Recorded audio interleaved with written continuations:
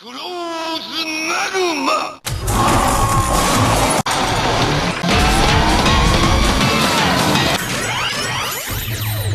Are you ready?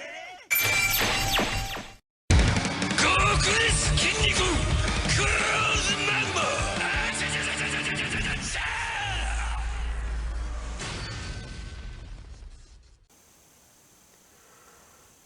Hello YouTube, this is Charlie426, and today we have another review of an SHF figure, the P-Bandai Exlcusive SHF Kamen Rider Cross Z Magma.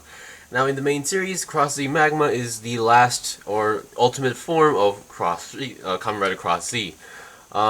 Basically, it's after Banjo losing his Dragon Jelly bottle, well, assumably at the time, he also obtained a new dark bottle, and then Sento happened to make the Magma knuckle for a weapon, but which also could be used as a transformation device on the build driver.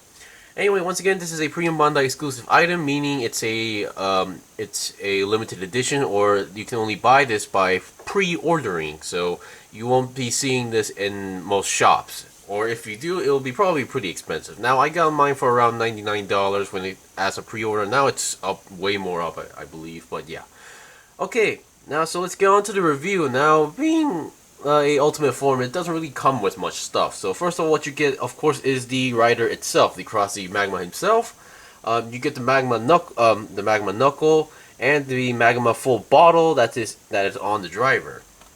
Currently on the belt, which we'll go over more later.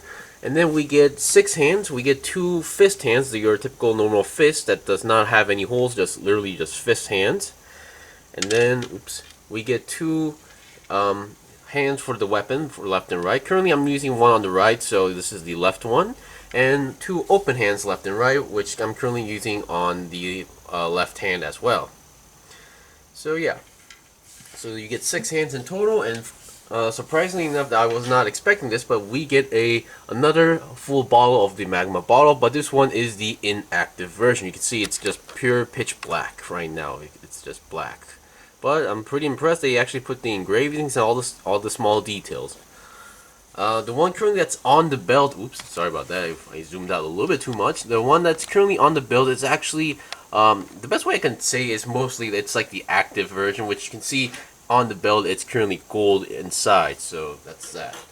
Other than that, if there's one thing I would like to mention on the manual, I need to recheck out the other manuals, but surprisingly, they tell you like which parts can be easily rubbed off or that are pretty delicate, which I don't know about those side areas, but those black sections for the dragon heads that's on the shoulders and arms, I guess that would make sense for them being a bit delicate, because when I first opened the box and saw the figure, it definitely looked like it might be easy to break. But currently, as far as I've done with multiple poses, I have not had any situations. Hopefully I didn't just jinx myself by saying that. Alright, so now let's get on to the review. Now, first of all, before going on to the Magma knuckle, we will see the articulations. Because despite every figure may have like a same base inner frame or base figure, whatever they call that in the SHF line, I'm pretty sure each of them would have different articulation, because every time like a new rider, each rider has their own armor designs, and that could be actually a hindering process for certain poses. Alright, so first of all, let's look at the top section, the head, and I really love how the design came out. Actually, this was one of the few P-Bandai items I was kind of sad to see as a P-Bandai item, but oh well. First of all, we all have this nice clear orange visor on the head, and we all definitely love the Magma design of the chest and body and the shoulders. Basically, the dark section would be like the Magma, how should I say, that's been solid, became black and became more solid instead of becoming more of a liquid form. But yeah, definitely love the color combination. It's just not one single color like a pure orange. You can see actually like how like a flame color, where you start from like light orange to dark orange, like yellow to orange. I really love how they did with the color. Okay, so for the head, usually we have that middle neck joint section over there, and then so the head can go down that much. That's actually a lot, and then up that much, and 360 once again. Now keep in mind, this is technically a human inside, so Yeah, you can go 360, but don't try this at home on your own body because you're not gonna survive unless you're a half owl or something. Okay, so the body itself, once again, despite having that big magma knuckle on front as a belt, you can it still has a nice ab crunch, and then the twisting not so much because I'm now it's not being blocked by something. It's just that I think this is all it can go for. So if this is like straight up from if you look at the top, about let's see, about it can go less than 90 degrees. Let's say about 30 degrees might be around that part, or 20. Okay, and then let's look at the back before I go with the shoulders. Now the back. Now these may look like wings, but they don't actually move. So don't even try to move them around, or you might actually break or pop them out. I'm not sure how these are connected. I haven't checked those yet. But yeah, once again, really nice color scheme. For the shoulders, once again, the shoulders can go forward and backward a little bit, currently at like that.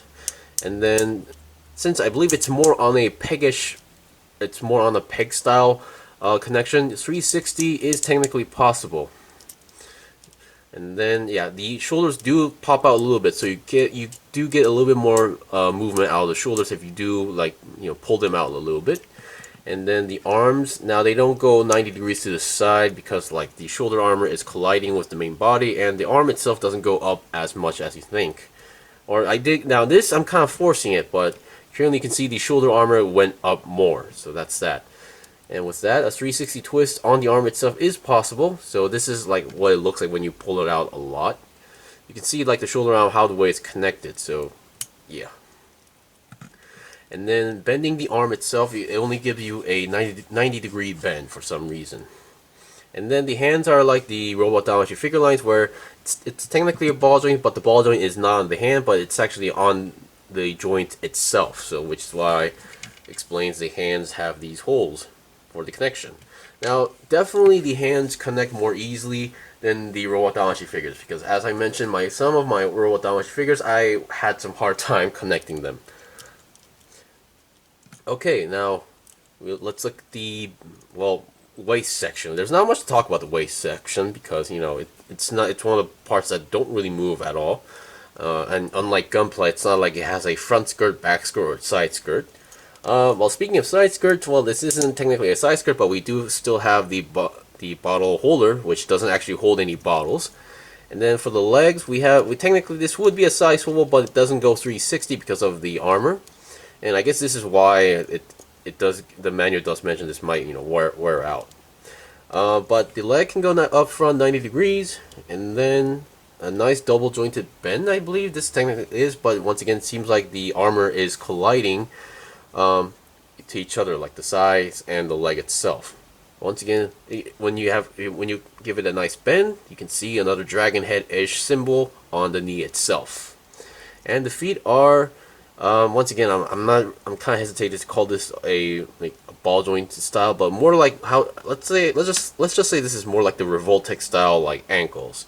And once again, so which is why we might, well, not a great pivot, but it still works in some degree. But the end of the foot does bend, so which would actually help a few poses, depending on what you're doing with.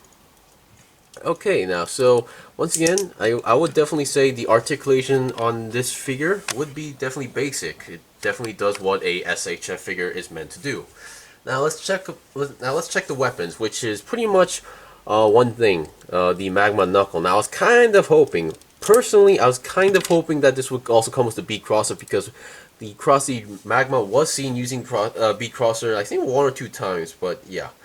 And I'm not sure if I mentioned this, but on the build driver itself, there's no hole for the trigger, the hazard trigger over there. I'm not sure if it's just this one, or unless the hazard form of Kamen Rider Build, the driver itself is actually a new mold. So yeah, and the handle still moves around. And for this one, you have to use the handle for the weapons, and it actually fits pretty well. Okay, now for the Magma knuckle, I'm just gonna put that away. So currently, it's pretty much what you expect. I hope this. Okay, the zoom works pretty well. As I mentioned, this one is actually of a more active bottle, which I would like to call, and it's more gold compared to the other inactive bottle. So it's really up to you which one you want to use, because technically I believe it only glows when you actually put it in the Magma knuckle. So in its usual base form, it's mostly like this. So if you like to do like role playing, so like if you want to put in like the sequence before it transforms into cross the Magma, you can get like cross the dragon and then, you know, hold it. But yeah, I just want to mention that you do get two options for the bottle. So, and for the Magma knuckle, I was personally hoping that this would be a sliding mechanism where you can just, you know, push it down. But no, you have to. It's not how that works. There's a peg there, and then there's two holes. So what you need to do is basically take them out and then re-plug them into the other hole to make it look like it's closed up. So this would pretty much explain how the Grease Blizzard Knuckle would come out, as well as SHF. And yes, I have pre-ordered the SHF Kamen Rider Grease Blizzard as well a long time ago. And last night I also pre-ordered Kamen Rider Laser Level 3 Giri Giri Chambara form. So here we have the knuckle mode, and it's really, now you don't really need to take out the bottle. For me, I just did it as like a, you know, a habit. But yeah, you don't really need to take it out. It's since it doesn't really actually connect to the bottle itself. So once again, you have the Magma knuckle, and once again for the hand, you have to use the hand that's meant for the weapons. And of course, like any other hands or weapons we've seen so far with the figures, you just need to jam it in there until you get it in the correct position. And there we go. We have it. We have the knuckle in the hand. And that's pretty much it. So after this point, it's really up to your style or your taste on how to pose with the knuckle itself. So I usually like to do like how Kamen Rider Grease uses his poses before he uses his twin breaker. So yeah, of course, like once again, you can see balancing the kit or making it stand is kind of a bit tricky, but it works once you get it on the correct position. And that is pretty much it for the review. Now, I would definitely recommend this for those who are collecting all the Kamen Rider Build series figures, or like especially like Banjo's transformation. Now this is definitely his ultimate form in the main series, so I would definitely recommend them for those who love the character, as well. And yeah, and that's pretty much it for the review of being a figure that doesn't come with like many weapons. Well, as expected. Yeah, there's not much to show because obviously the articulation is pretty similar to each other. Anyways, thank you for watching the review. This was the review of the P-Bandai Exlcusive SHF Kamen Rider Cross the Magma. If you guys got any questions or requests, leave a comment below. I still have more stuff to buy and build and review, so please stay tuned. Until then, see you guys next time!